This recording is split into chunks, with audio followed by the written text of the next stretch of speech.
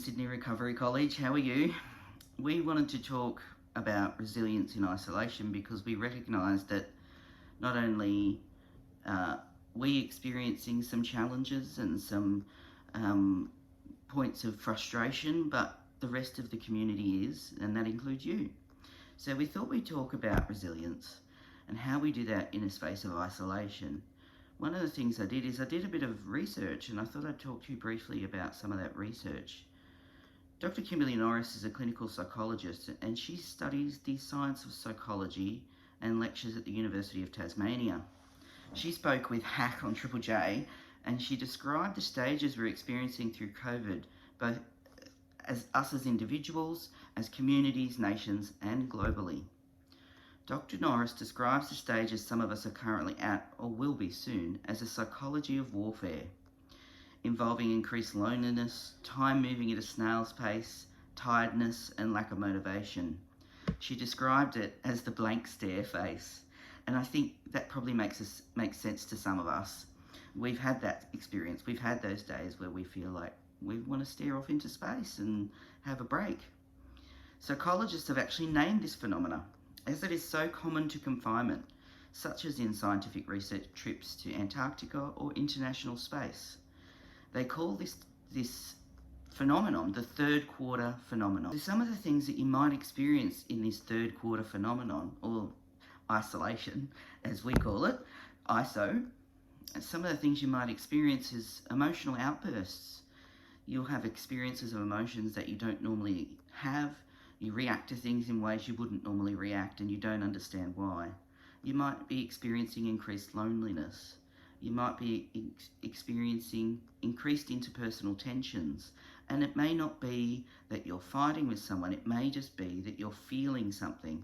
A description by one of the International Space astronauts from Russia was that he said you're in a space with other people and you feel paranoid that they're having conversations about you, even though you know that's not happening. You might also be experiencing increasing challenges to your mental wellness. Number 4, many people who have been in isolation, such as in Antarctica or on space stations, have identified that they have gotten to know themselves and their own values in a time of isolation. One of the things you could do is grab a pen and a piece of paper, some crayons, pencils, whatever you might use, and write down what you value. Get to know yourself in this time of isolation. It's an opportunity to grow. So what does this tell us? It tells us that what you may be experiencing in this phenomenon is normal and it's okay. But awareness is the first step to addressing it. So what can we do about it? Me, you, and our community. We'd like to share a few steps to grow our resilience in isolation. Number 1, check that your days have structure. Letting our structure wane can have direct and indirect impacts on our mental wellness. I noticed that I was starting to slip in this, and I saw an impact on the way I was feeling. Number 2, be kind to yourself. Not always easy to do. You're allowed to have emotions like sadness, anxiety, and loneliness. Any other feelings you have, they're completely normal and they're okay. In Australia, we often say, or subconsciously say, that being happy is okay, feeling angry is okay, but feeling sadness, anxiety, or loneliness is not okay. Number 3, connect with others in new ways. There are many different apps you can use to connect with loved ones, and alternatively, if you want an anonymous ear, there are a variety of e-help and phone help supports in the community. I've started playing on Zoom with my friends. You can download add-ons and you can play games through Zoom, games that you would normally play face-to-face, and that has been a great experience for me. Lots of fun. Number 5, cut out the news and media hype about COVID-19. Research shows that news increases our anxiety and feelings of distress. We don't need to know every day what's happening with COVID-19, so turn it off. Number 6, help someone else out.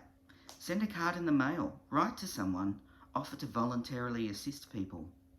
Doesn't have to be someone you know. There are many community groups on Facebook, for example, where you can connect with people in your community, and people who are in isolation, who are not connected in their community, may need your assistance. there's maybe something small you can do. Number 7, our lastly, get help if you need it. There's no shame in needing help. We all need it, me and all of our team included. If you need help, just get the help you need. At Western Sydney Recovery College, we have a course coming up called Resilience. It's relevant in that we're talking about resilience, and for some of us that can be a real challenge. Register now, and if the course is full, that's okay. Register anyway, and we will develop an additional course to make sure everyone gets that need met. Hope to see you online. Thank you.